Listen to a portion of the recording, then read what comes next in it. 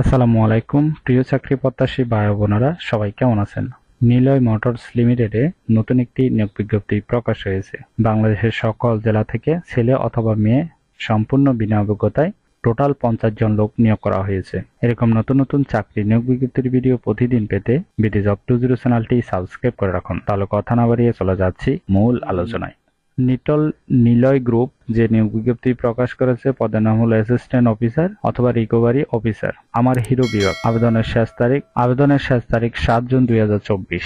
এই পদে টোটাল লোক নিবে 50 জন। বয়স 22 থেকে 30-এর মধ্যে। বেতন হবে 12,000 টাকা। আবেদন করার জন্য আপনার শিক্ষাগত যোগ্যতা থাকতে হবে সম্পূর্ণ বিনা অভিজ্ঞতায় ব্যাচেলর অথবা অনার্স পাস হতে হবে।